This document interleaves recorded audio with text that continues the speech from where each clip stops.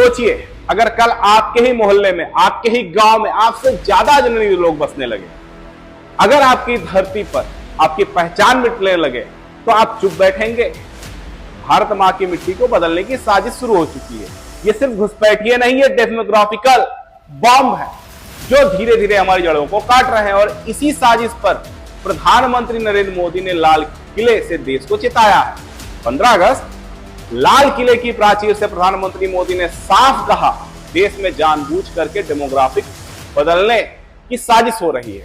अवैध घुसपैठी हमारे संसाधनों पर कब्जा कर रहे हैं। उन्होंने ऐलान किया, हाई पावर डेमोग्राफिक मिशन चल रहा है ताकि इस खतरे को पहचान कर हर नागरिक को जागरूक किया जा सके। ये सिर्फ एक भाषण नहीं, ये युद्ध का ऐलान था उन ताकतों के खिलाफ जो भारत की अस्मिता को मिटाना चाहती है।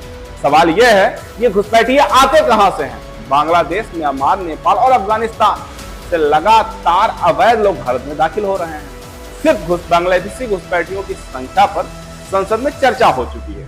रिपोर्ट्स की माने तो 1.9 करोड़ से ज्यादा लोग भारत की आबादी में घुल चुके हैं।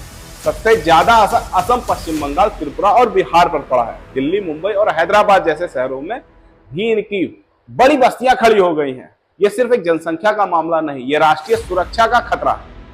कितनी बार एनआईए और पुलिस ने पकड़ा है कि घुसपैठिए जाली आधार कार्ड, राशन कार्ड, यहां तक कि मतदाता पहचान पत्र बनवा लेते हैं और फिर हमारी राजनीति में घुसकर वोट बैंक बन जाते हैं। क्या आपको पता है, कई बार आतंकवादी हमलों में शामिल लोगों की जड़ें भी इन्हीं बस्तियों से जुड़ी पाई गई हैं। जी हां दोस्तों, जरा सोचिए, जब ये घुसपैठिए हमारी जमीन पर कब्जा करते हैं तो सबसे पहले बेरोजगार भारतीय युवाओं की नौकरियां छिनती हैं।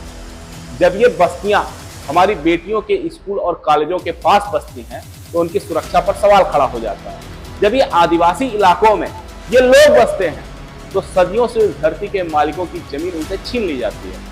और सबसे बड़ा सवाल, अगर यही चाल जारी रहा तो कल हमारी राष्ट्रीय एकता को तोड़ने की कोशिश होगी। ये लड़ाई सिर्फ सीमा पर नहीं, ये लड़ाई आपके हमारे दरवाजे पर है। भारत सिर्फ जमीन का टुकड़ा नहीं है, भारत हमारी माँ है और माँ की गोद में कोई घुसपैठी आकर बैठे या बर्दाश्त नहीं करेंगे।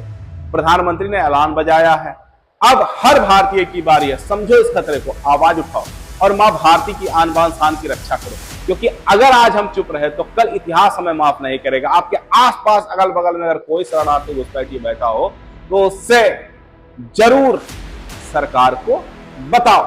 भारत माता की जय।